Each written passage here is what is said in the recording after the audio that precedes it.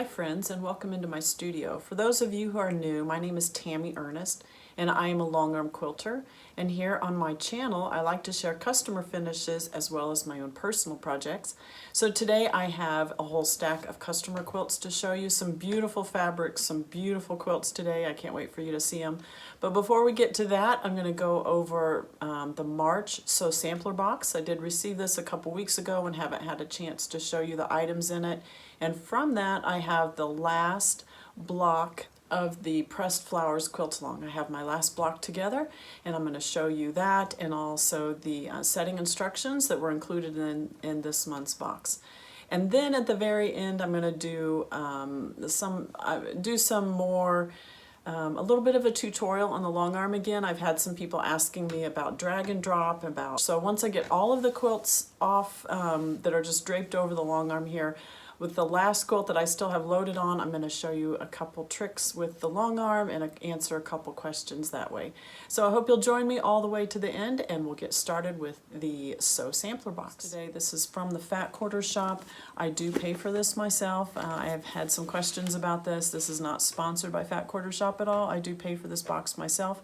It's a box that I enjoy getting and just showing you the contents of each month. And so many months they have extra boxes available that you can buy a la carte. Unfortunately, I did not see that this month on their website, so there are a few items in here that you won't be able to get because they only come in the box. So if you're interested in getting this box each month, I'll put a link down below. It is a monthly subscription box, but I enjoy seeing the new fabrics that come out, getting a small sampling of each one. I enjoy getting little notions and trying new things that I might not otherwise try. So that's why I participate in this Sew Sampler Box. So opening it up this month, again this is for March, I am just a couple weeks behind.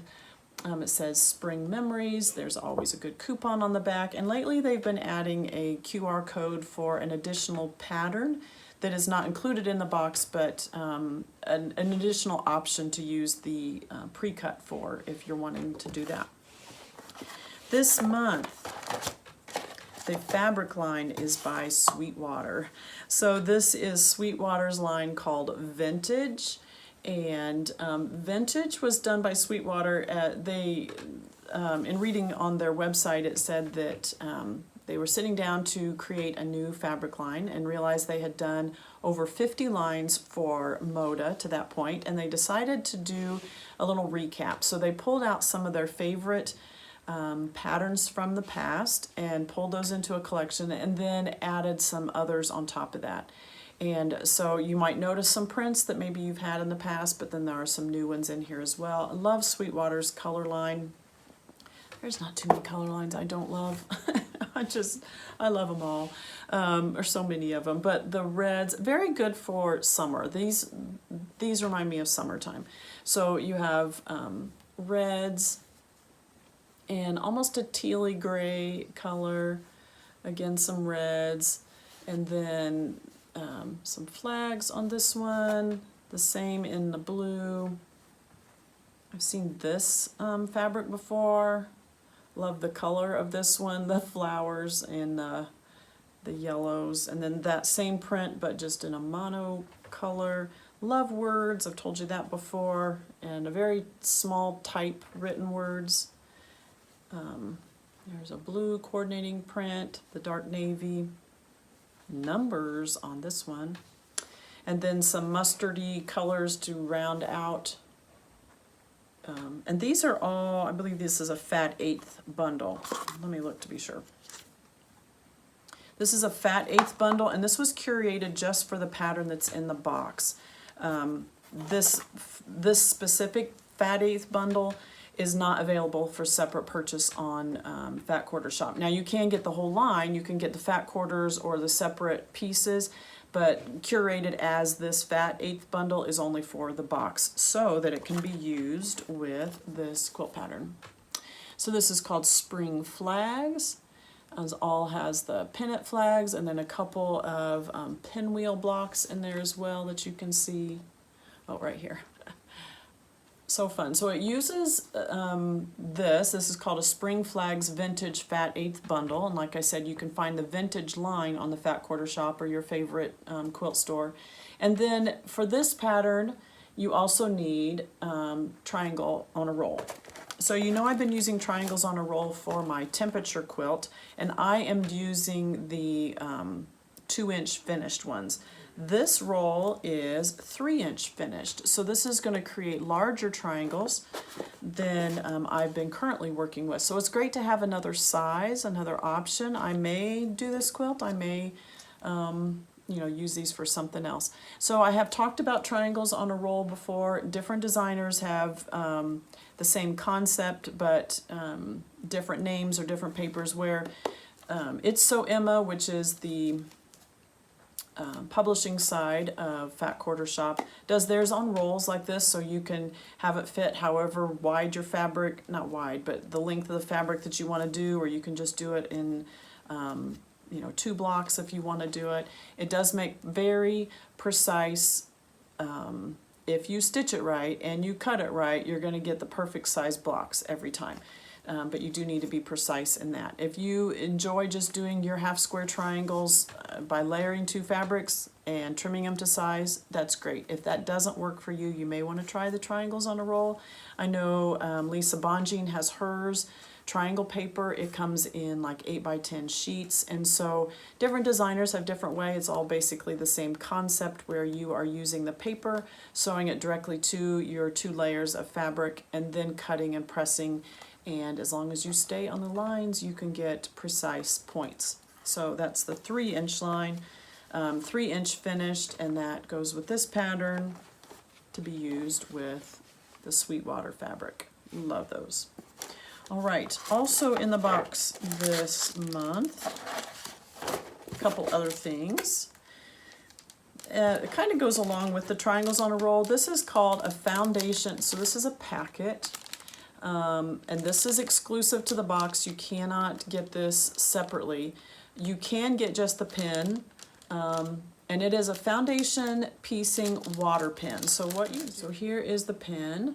You're going to fill this pin with water inside here, and then it's got the spongy type of tip.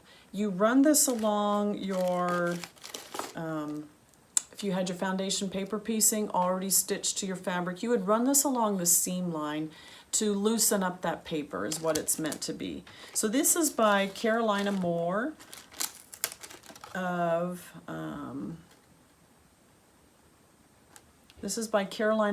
Always Expect More.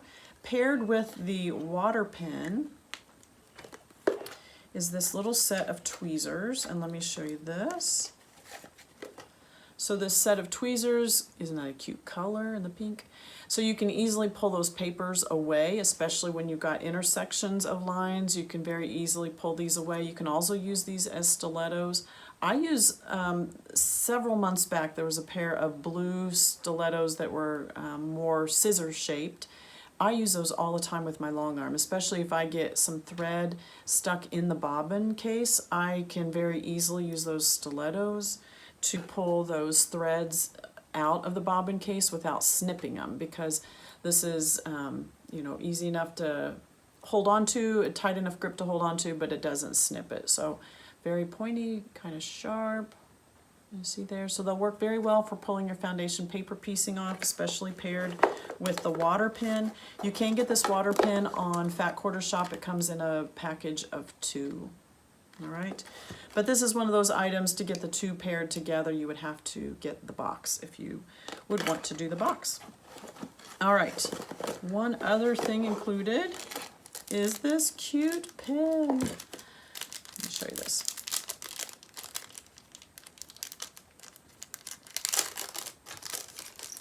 This cute charm. I said pin, it's a charm. So the charm says Quilter.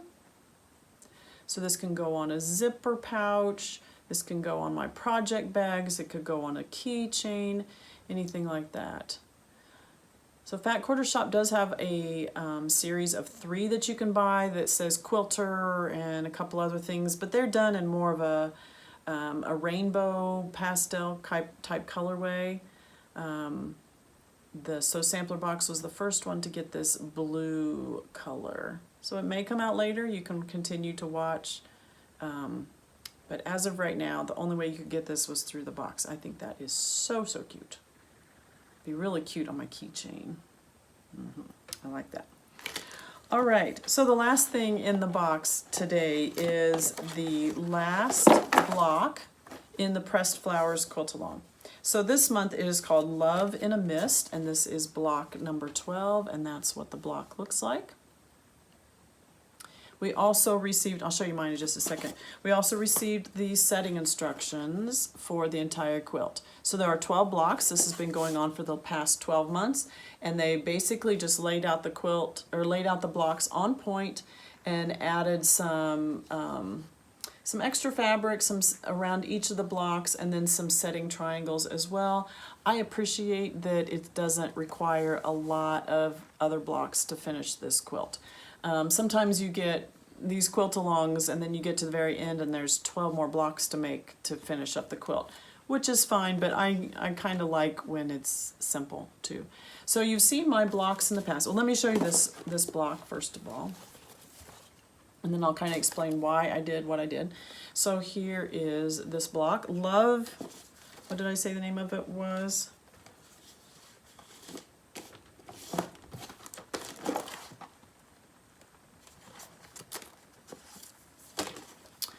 Love in a Mist. This is not one that I have seen around here, not in Indiana anyway. So best time to plant is March to September, it says. So the reason I chose, so you'll see the block, it has a darker pink around the outside, lighter pink center, and then the leaves are this lighter brown. I went ahead and laid out all of my other 11 blocks. Seeing the setting instructions, I laid them out. And then I kind of looked to see what would even out my quilt a little bit more. So I had some darker pinks, a lot in the quilt. And I had, if you remember, I started out the year using this lighter brown for a lot of my leaf prints. And then I kind of went to the darker. But in laying out my pattern, I noticed that I had, so I had a couple blocks with the lighter ones at the beginning of the top of the quilt.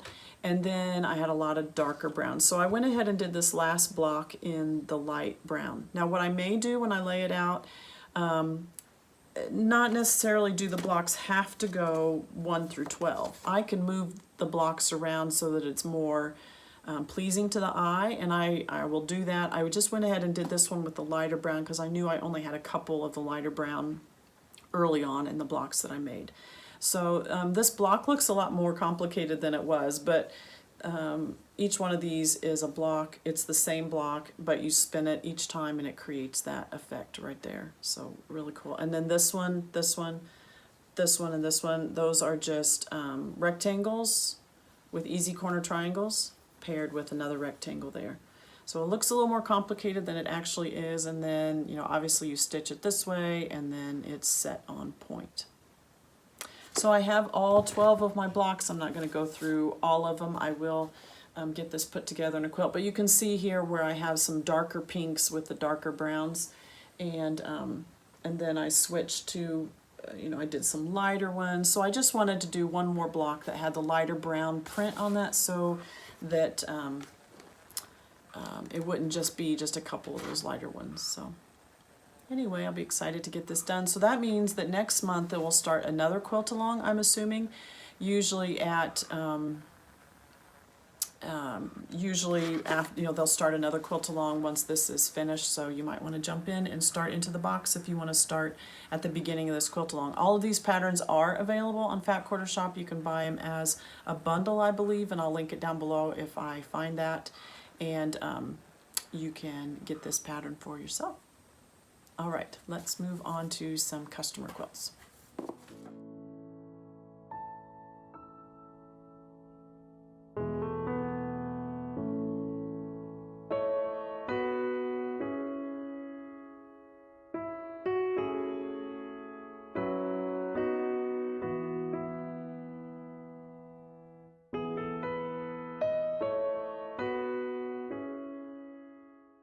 So my first quilt today is Janice's quilt. This is Edelweiss. This is a pattern by Camille Roskelley and also fabrics by Camille Roskelley. So Edelweiss is a pattern that measures 75 by 75. It uses fat quarters. You can see in the quilt it uses blue fat quarters for the flowers, some cream prints along with that, and then it uses fat quarters for all of the leaves. The pattern is really a in quadrants, 4 quadrants I want to say. And your sashing of the 4 squares are the leaves of the larger flower blocks. You know, it's a really neat pattern. It's really fun. Love the dark background to it and the floral border around. Pull it in here a little close so you can see the size of these blocks are fairly big. So you can see my hand and the size of the flower itself. Just a lovely, lovely line. Again, this is Sunnyside by Camille Roskelley. Her classic color line of the blues and the greens, very floral. And love the stripes, and even this little bit of a zigzag print here is done with like dots, and it's really fun. So you've got a lot of florals and of course her white prints, and just really nice. The backing fabric, this large floral, add a little bit of pink in the backing fabric that was not on the front. That's a really cute idea there. So for the quilting on this one, we chose Soho. And let me hold it up here so you can see it. Maybe a little hard to see on the busyness of those prints, but on the blue, I think you can see it there. So Soho is a pretty fun design. It adds a lot of texture and is super simple to stitch out. It's very versatile. It's one of those patterns that will just about look good on anything. Juvenile quilts, floral quilts, geometric quilts. I mean, it can work on just about everything.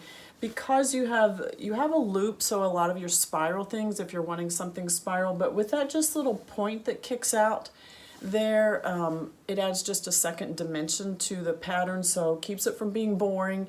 This one I shrunk down pretty small, so much smaller than my fist. I'd say that diameter of that circle maybe 1.5 inches, 2 inches. So did it fairly small, just with the scale of the flowers. I wanted to see a lot of texture on the flowers. I didn't want to make the Soho so big that you're just seeing, you know, blops on the flowers. I really wanted the Soho to be a pattern on the flower itself. So that's why it's fairly small. We did use a light gray thread on this. I like that color on these dark blues. It reads almost like a white in that it's a lighter color. But if you would have used white, it would have been very stark. I say that all the time, but I really want to keep with the tone of the quilt. And the tone of this one is a tad darker. And so the light gray, it reads as a lighter color because it's lighter than the blues you're putting it on, without being too bright for the quilt. So really like that. I think it adds a lot. Adds a lot to the floral without it being floral, without adding more flowers on top. You're really getting a sense of almost like the center of a flower or something, just adding a lot of texture, and really like that one. Very pretty. All right, we'll move on to the next one.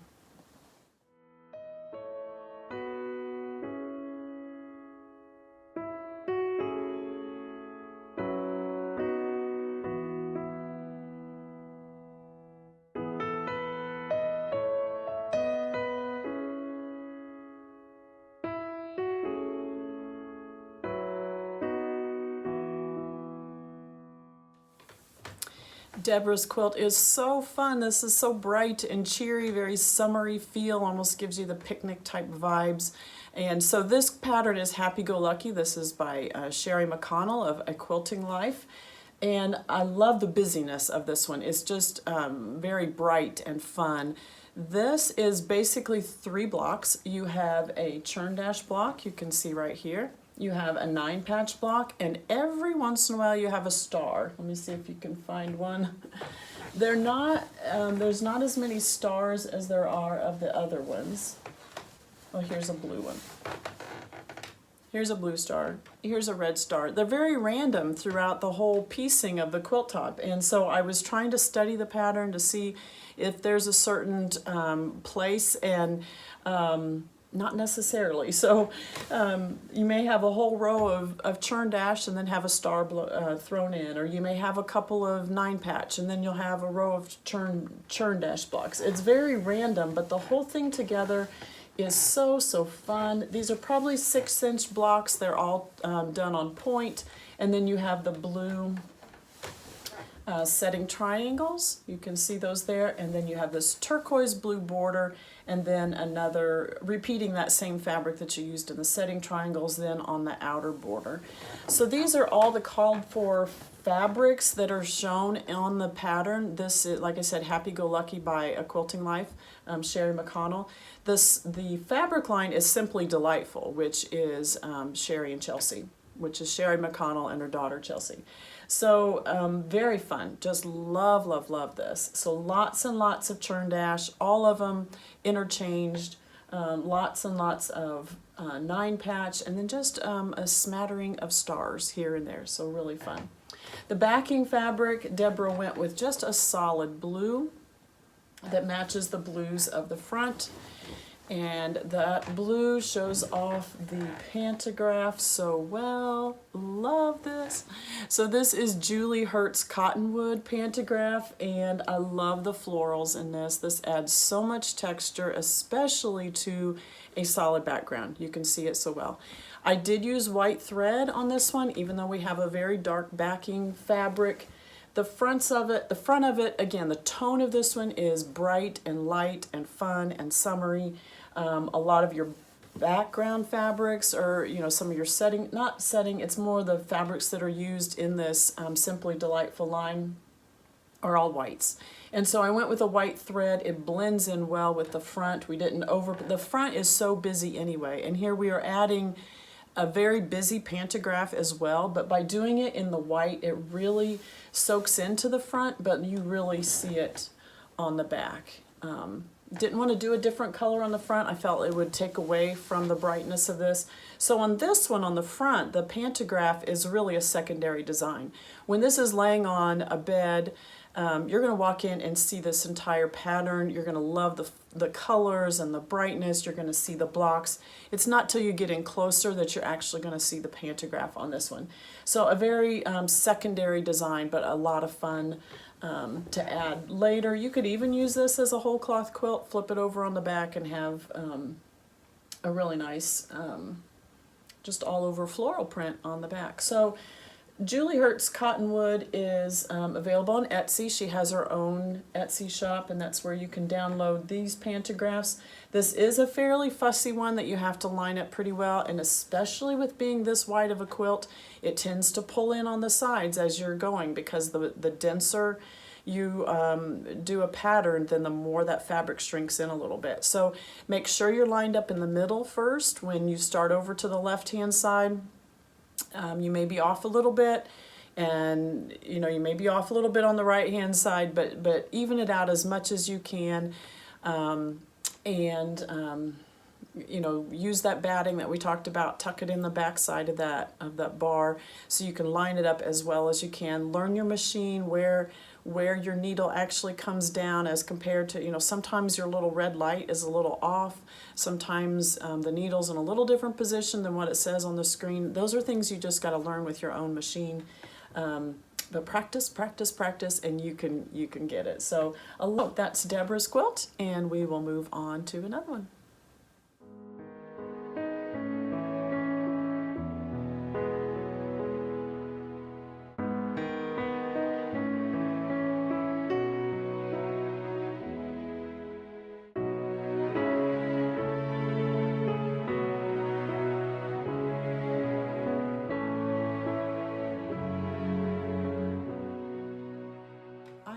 So much fun with this quilt. This is Carolyn's quilt, and the pattern is called the Heart of Rock and Roll Mystery Quilt. This is done by Michelle Hiatt. Michelle does teach this class on Teachable, and she does other mystery quilt-alongs as well. I will link her website down below so that you can see. She has a current one going on. She's also got one that you can sign up for that starts later in the year that's actually a holiday one. So this was one of her past mystery quilts, but you can still get the class on Teachable from what I am reading online, I think this is such a fun quilt. This is, I can see why you would need a class for this, is because this is very intense. It seems, when you first look at it, it looks like you're repeating the same blocks over and over. You're not. You're not. So each one of these in the middle, like you can see right here, when you really study it compared with the other blocks, they're not all the same. And there's some really tiny pieces in here, and the fabrics are really fun. So you have this center star, you can see here, but right here, this is a little tiny 9 patch in each one of these corners. You have some bright fabrics here, and then we have this square right here has some unique angles to it for that design, but not every star is like that. So let me pull this down.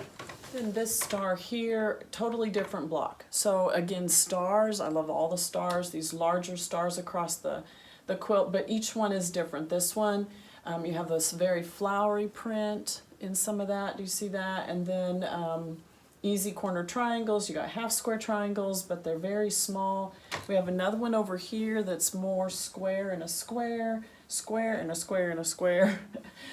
Just every one of them is different. And then the stars you can see right here, let me pull this into the smaller stars that you see, these are actually set in the sashing. So, and then, so the larger quilt block ends right here. By using the black sashing and the black background fabric, and then when we put this little block at the end of this sashing strip, this little block at the end of this sashing strip, we use a blue cornerstone, and then we have another set of sashing on the outside with this little block here, and then you're creating this star. And that's why it can be so close in with these other stars. You can see how this one, the point of this one gets so close into there. Each one is like that. So the star is actually created in the sashing. It's not a block in of itself. It's in the sashing work. You know, 2 sashings here and then 1 in between them. But because we use the same background fabric with the bigger blocks and in the sashing, it makes it look like one whole sky scene, you know, with the sparkling stars inside. This is not a solid black. This is a little bit of a grungy type black. The fabric line in this is Euphoria. This is Create Joy Project. This is a Moda design by Muir. Love the bright fabrics. I think this is so fun. Then with the border, it's this bright border here, a larger one there, same prints. And then you have these stars around the outside. These are all different as well. Now these are actual blocks that are offset with these the black blocks as well, but every one of these stars, there may be some repeated, but they're not all the same is what I'm trying to say. So, you know, you have a center one, then this right here, this is a block with very tiny pieces. The blues are very tiny, the yellows are on that side. You have some unique triangle effect here. Just so many fun things. Again, you have some unique angles with this block here. So all of the smaller stars in that border, and then you have the large floral border around the outside. So fun, so fun. I really, really enjoyed doing this quilt. The backing fabric, she used a gray. Good complement to that. And then let's talk about the pantograph. This pantograph is called Time Warp. And I just love this. I thought it worked so well with this design.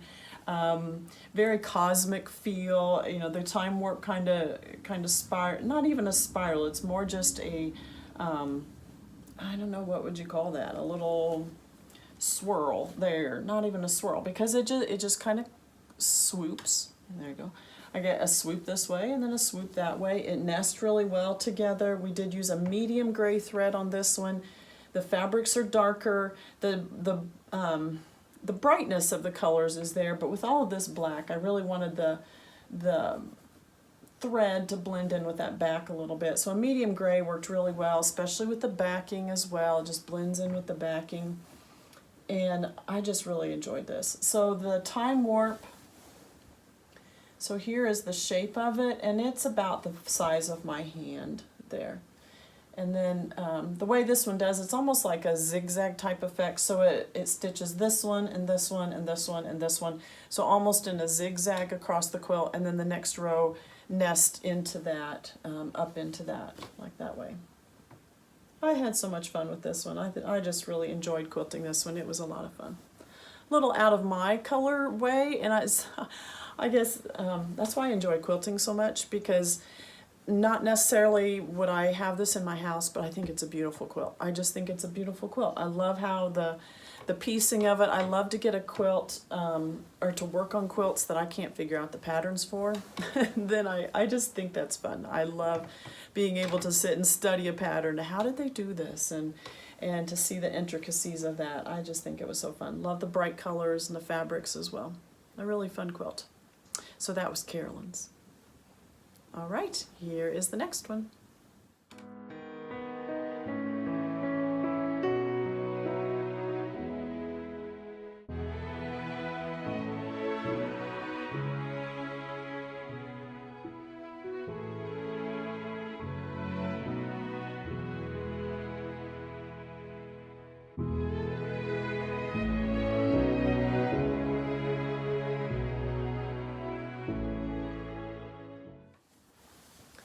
This is such a cute quilt as well. This is Forest Drive. This is a pattern by Chelsi Stratton. We talked about Sherri and Chelsi earlier, their mother-daughter team. So earlier the pattern was by Sherri. This pattern is by Chelsi. But the fabric line is also Sherri and Chelsi, and this one is Favorite Things. So this was their Christmas line that they came out with. So the pattern uses a jelly roll. So you can see the tree block here. You've got easy corner triangles just in different lengths of your jelly roll strip to create the tree effect. Love all the different trees. And then it's set off, so here's your big block. It's set off with sashing. Again, that's the same as the background fabric of the block, so that it creates that seamless look across the quilt. And then we just have the cornerstones. It looks like they're just floating in space. When we use the same color, same fabric for the background of the blocks as for the sashing, then it just gives this beautiful effect, and it just feels like your trees are just sitting there on top of it. So all the trees are different. Every one of the jelly roll strips, then you can create those trees. You got pinks, you got reds, you got polka dots, stripes, some florals, and I just love it. And this is not a white. Can you see that this is actually a print, and it has all of the colors from the trees into that background fabric. So grays and greens, pinks and the reds. So all of the colors that are repeated in the trees are repeated on the low volume print there. And then you have the green border around the edge. That would take some extra yardage that's not from the jelly roll. And this backing fabric, I love this. Look at this. This is a wide back, and this is from the same line. So you have the polka dots. You can see like this tree here is the red with the pink polka dots. So this uses the colors, the greens, the pinks, and the reds to create the polka dot. This is a Moda wide back, and I have two quilts today that actually use Moda wide backs, and they have a I like the quality of the Moda wide backs. So they have a little bit of a silky, satiny feel to them, almost like an art gallery fabric does, which gives off a cool effect. It's stitched up beautifully.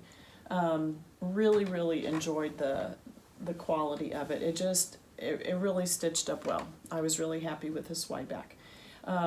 So then the pantograph, I kind of used the inspiration of these polka dots in the pantograph, and asked Susan if we could do bubbles or do something. I gave her lots of ideas with different kinds of bubbles. And she chose this pantograph, which is called Double Bubble.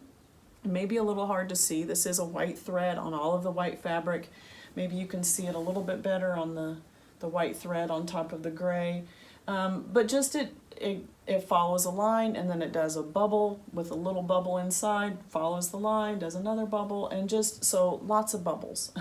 So it goes along with the polka dot, but it also, Susan says, I kind of like it because it kind of feels like it's either ornaments on the trees or the tops of the trees, you know, how you would have some sort of light or, you know, something at the top to kind of accent the top of the tree. So really, really worked out well. I like this one. This is a newer one that I had purchased to use. I think it gives another good option if you're using, if you're wanting circles in your things with it. I've done some others. I have 2 or 3, 4 different bubble prints that I like, and so this was the newest one. Enjoyed this one. All right, let's move on to another one.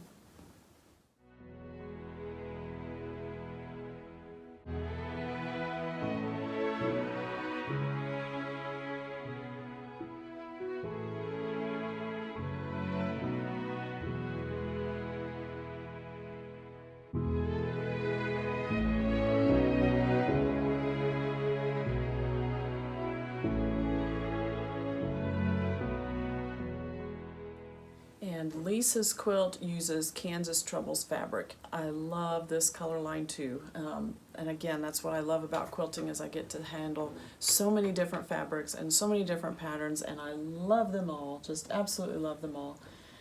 So this pattern is from Missouri Star, and it's called Lemon Star. But when you look at the pattern and you look at this quilt, you're going to say, those aren't the same. When you look at the pattern on the cover anyway is done with light prints, and the angles of the stars look very different. And because Lisa has chosen very similar colorways in the blocks, it makes this star look different than what's on the pattern, and it's so fun. And then what she has done is added cornerstones and sashing between all the blocks. So I love that she has taken a pattern, she's done it in her colorway and her style, and then added to the pattern to make it more of what she wanted. I think it's a great idea. And then you could use that pattern to follow the pattern and do it more of a, you know, that colorway or that design. Is so fun. I love when you can take a pattern and create it into your own. So using these fabrics, this is Prairie Dreams is the fabric line. So when you look at this close, you can see there are 2 different fabrics in every star, and they are created with half square triangles. So but by doing these 2 half square triangles, so you have a light print and then the mustard color, and then this mustard and this mustard color match, but then these 2 are a different print.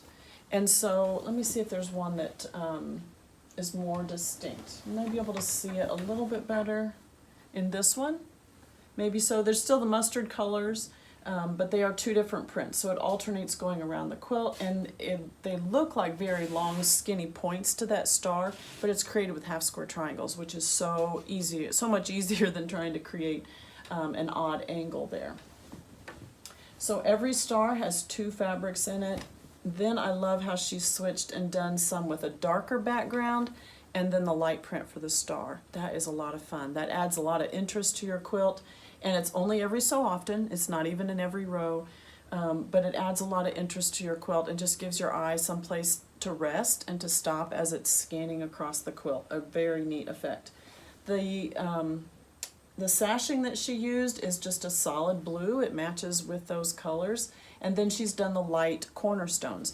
So we talked about earlier that if you use the same background fabric as your sashing, it makes it feel like your blocks are just one cohesive look, and those blocks are just sitting like the trees were, or the stars in that darker one.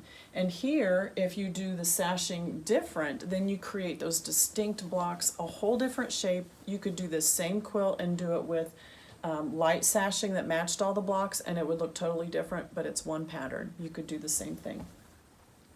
Or you could make one of those other quilts, the tree one, you could do it with sashing that was like this.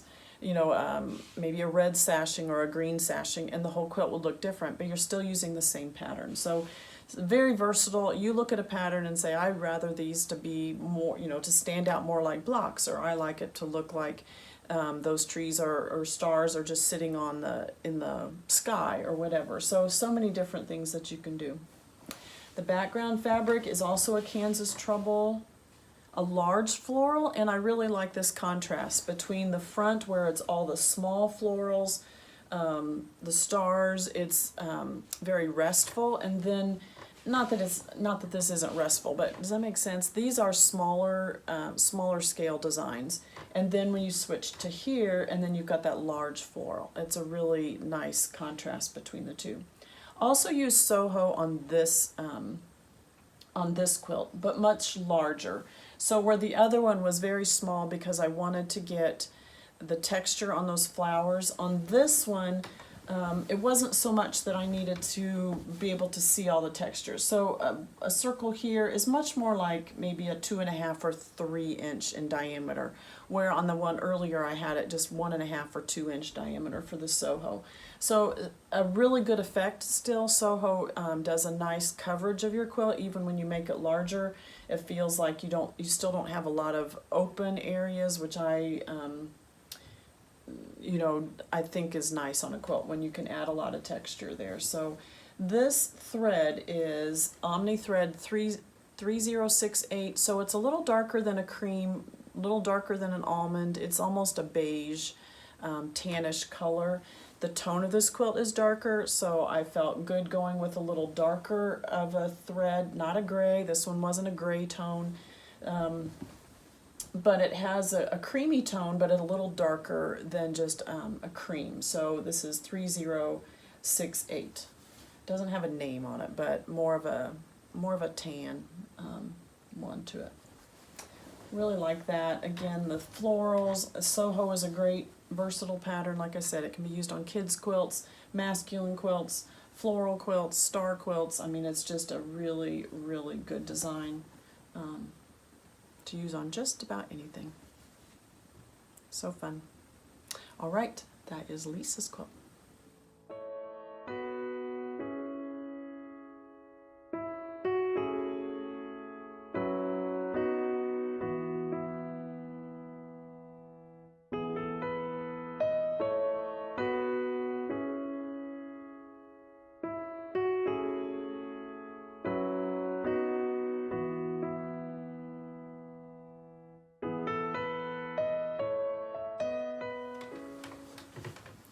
I have 3 quilts by Gail today, and the final one is where I will show you a trick on the long arm there, or some hints on the long arm. This first one by Gail is called Garden Tea Party.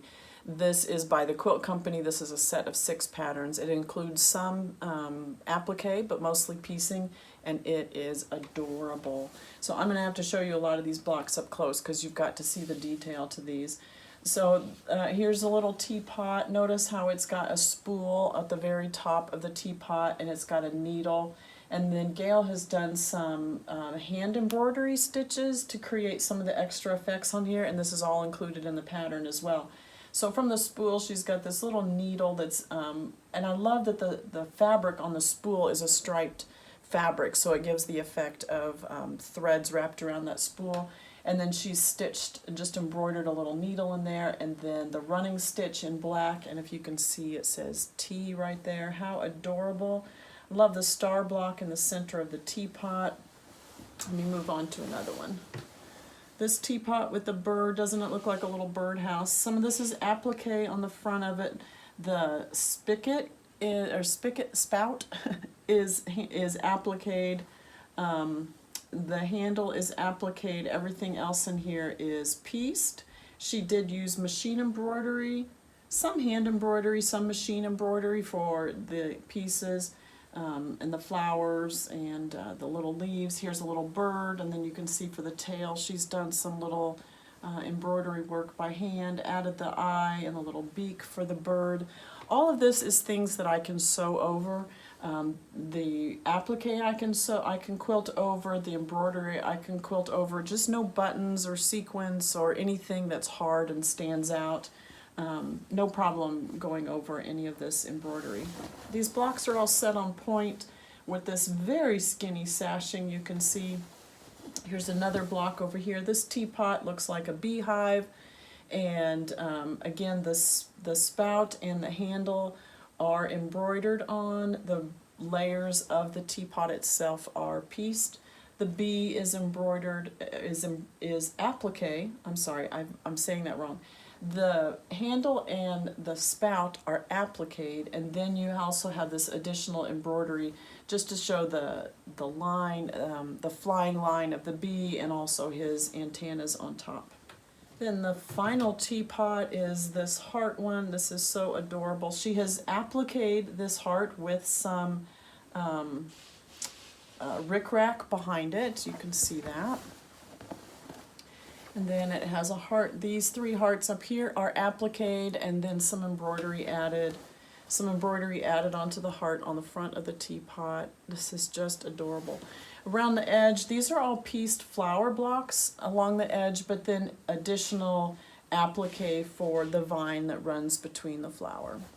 Then across the top, you have these teacups. Some have some additional embroidery, some of the handles. All of the handles are appliqued on there. Very cute. So you can see those flower blocks all the way around as a border. I love this gingham border, and then you have a polka dot border around the outside edge, this olive green color. Lots of greens and pinks and reds, and so for a backing fabric, this is a red batik type polka dot. Fun, that matched the front really nicely. So fun. So now you can see the pantograph. This pantograph is called 2 Scoops.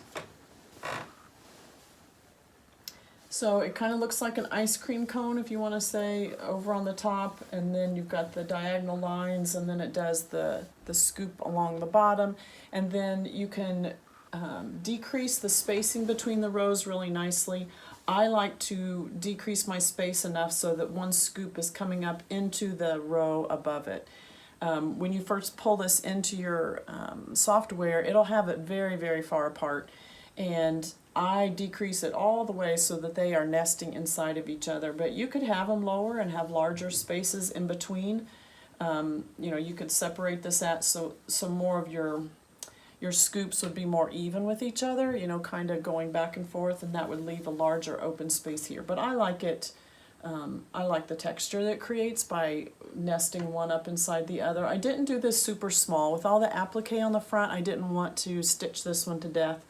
And so, not that this is, you know, large at all, but it could have been done a lot smaller. I just didn't feel like with the embroidery on the front and the detail of the teapots and all of that on the front that I wanted to go too much smaller. So you can see that there. This is a white thread, so it shows up fairly well in the back with the red backing. But again, the white, we had the background prints of all this is a white, and just felt like the white was the best choice for this quilt. Again, the whole tone of the quilt is very bright, cheery, and so I wanted to keep that in the thread color as well. So very fun. The setting blocks here are actually pieced a little bit. You can see how it's got a little bit of an easy corner triangle on even the settings triangles. Love the lattice work, the sashing on the diagonal. Very cute, very fun.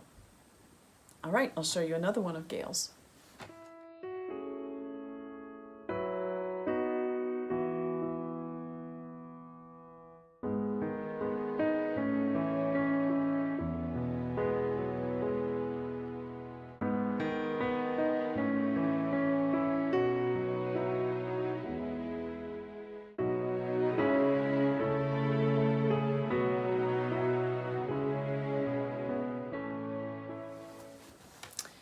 Gail's second quilt is just as cute as the first one. So this is a pattern by Laundry Basket Quilts. This comes from the book Friendship, Strips, and Scraps. I think this is adorable. I love the little tiny piecing for the house. These can't be, you know, they must have been a 1-inch strips, and then finish at a 1/2 inch, and just all the different designs. Every house is different. Then the doors and the windows are appliqued on top. This is all done with machine embroidery, those are. And then you have the roofs of each of the houses, mostly done in blues and greens, all the houses. No, there's a red roof. So different doors, different roofs, each one. But this would be a great way to use up fabrics. I think it would be just adorable. Make one for each house in your neighborhood or something like that. Then the alternating blocks between the houses have applique. They all have a fruit of some kind, a pear or grapes or cherries or apple, something like that. A lot of batik fabrics. I think these are all Laundry Basket Quilt fabrics, if I remember right. All Moda.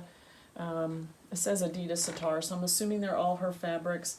So all of these are all appliqued, machine appliqued. The branches, the fruit, the leaves, all of those are machine appliqued. And then for a border, you have just 2.5 inch squares for that border, and then a green batik border around the edge. I love this. I think this is so cute. So cute. And then for the backing fabric, this is a green batik, a light green batik. Has some floral print, more of a frond type design on that. It's really cute. For the pantograph for this one, I thought this was so fun. This is also a Julie Hurt design called Mini City Fountains. So if you can picture fountains, almost a rainbow type effect, this nest in right up next to each other. Again, very similar to a Baptist fan. I think it looks like a Baptist fan, except it's elongated vertically.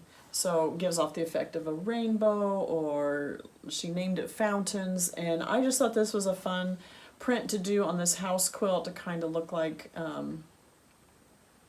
sky or rainbow just over each one of the houses. Just thought it was so cute. So cute. So we did a cream color thread on this one. I believe this was an almond actually, which is just a tad bit darker than the cream. Again, the tone of this quilt is a little darker, so a cream color as opposed to a white. Didn't want to go gray. This isn't a gray colors, but it does have the creamier fabrics, and so that worked better than a white fabric. And then, you can see it on the backing a little bit. All right, I love this one. So if you look at the book, the front of the book by Edyta Sitar, it shows a little more muted colors than Gail has used here. I like her bright choices. Love the bright yellow windows, bright orange windows, and just the brighter colors of her fabrics makes it a really fun quilt. Very beautiful. All right, so Gail's final quilt is still up here on the long arm. I'm going to jump up here and show you some hints and tips on the long arm. All right, this is Gail's third quilt. You can see this is a 9-patch batik, just with plain blocks in between. A really fun quilt. This is all set on point, and over on the edges there are setting triangles you can see over here, and then just 9 patches. I'll insert a finished picture when I'm all done, but I wanted to show you while it was still on the long arm some just different things. I've had some questions about drag and drop, and so if you're not a long arm quilter, have no interest in this, then I will see you next week. You're welcome to join me then. But those of you who have a long arm and are kind of wanting some different ideas, or just some pointers and tips, all I can do is show you what I do. I learn, all the time as well, but I can show you what I do and see if it'll help you. This pantograph is called Woven Wind. I am using a cream color fabric. Cream color thread. I've just finished this pass right here, and so I am too close to the bars, you can see, to do another one. It's very close, but I just can't quite get the next one in, so I need to advance the quilt. So I'll show you how I do that with drag and drop as best as I can here. So what I do first of all is I finish the line, I've cut my thread, and then I bring my needle up here, and I want to find a specific point.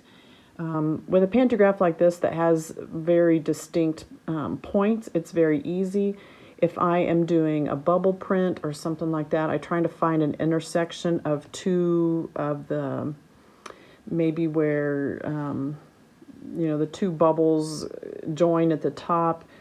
If I don't have a specific point that I can rest my needle on, or I'll show you what I mean by that, but I'm looking for a specific point. If I don't have a specific point, the next thing that I will do is find some place where the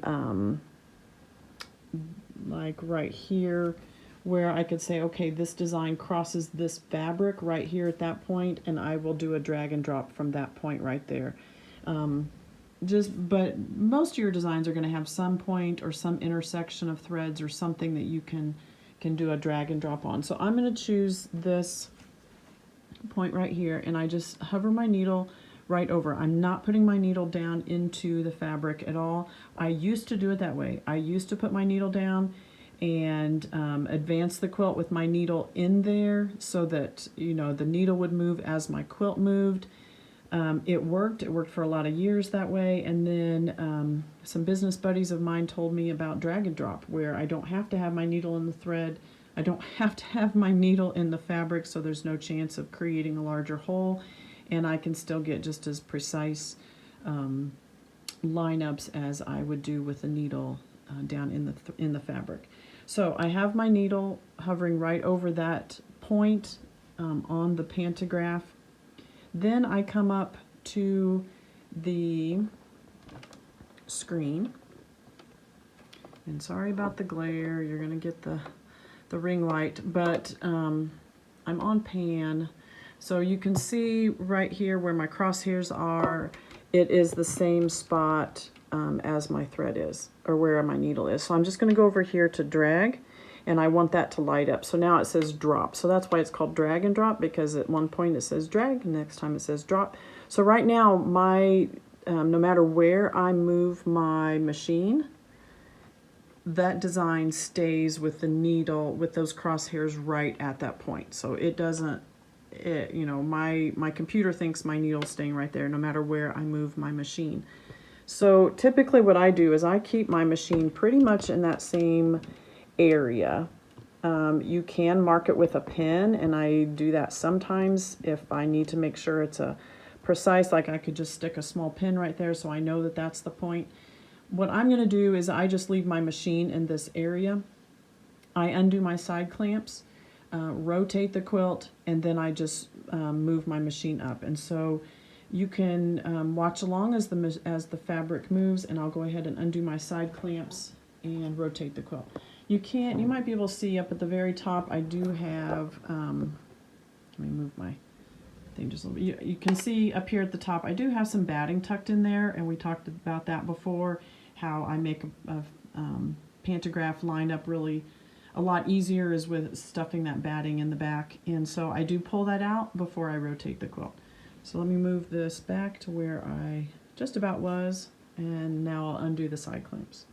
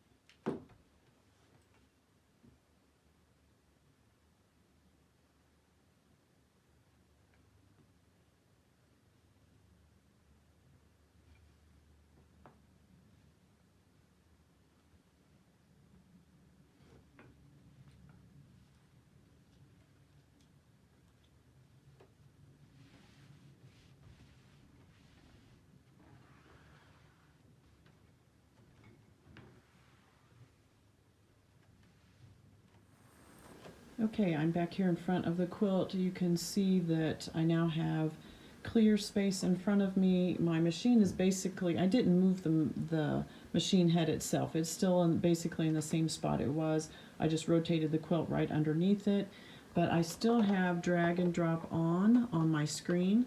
So now what I'm going to do is I'm going to push the machine back to line it up with that spot that I had down here.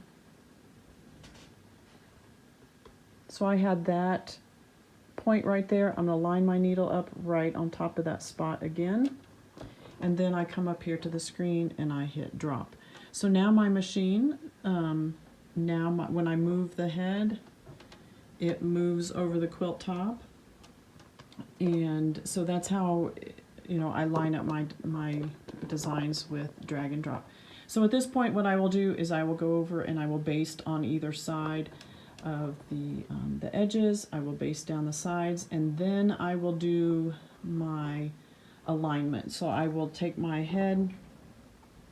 Usually I will find, like right here, you can see along this design, I have a point at the bottom of each one of those.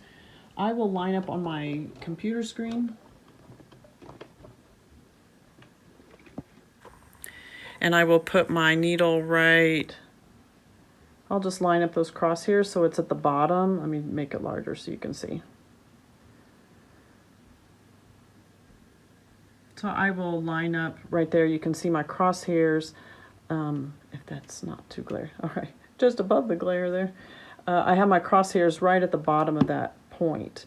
And so I will hit this horizontal lock, and I then will run the quilt.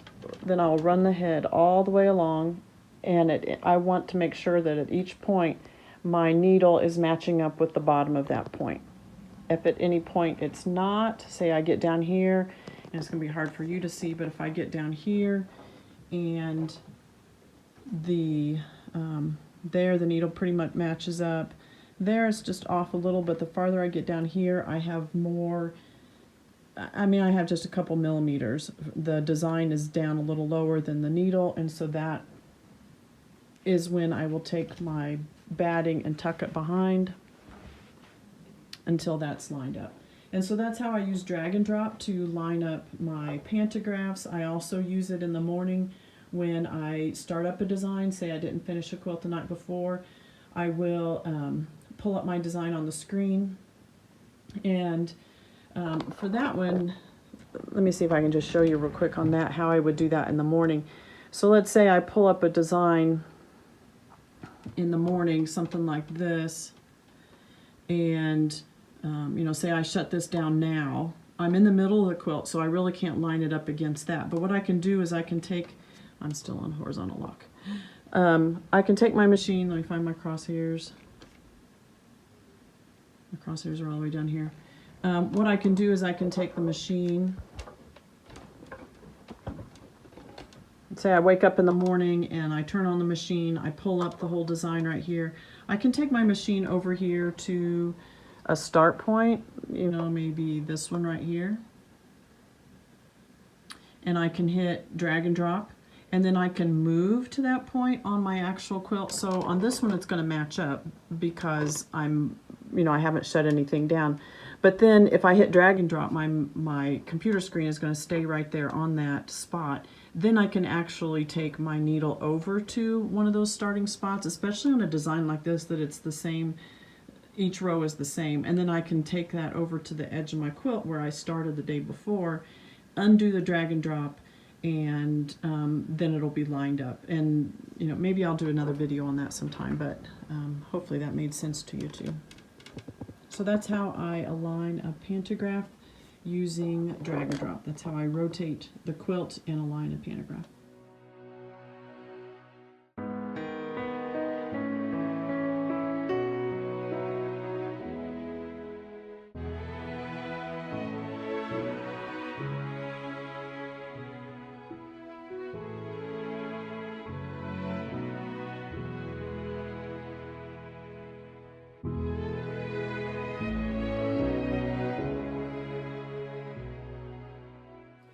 Thanks so much for watching today. I hope that information was helpful. If you don't have your own long arm machine, no worries. I'm here to help you as well. If you are in need of long arm quilting services, my information is down below how you can get your quilt to me. You download the order form and the prep instructions, and it gives you all the information you need.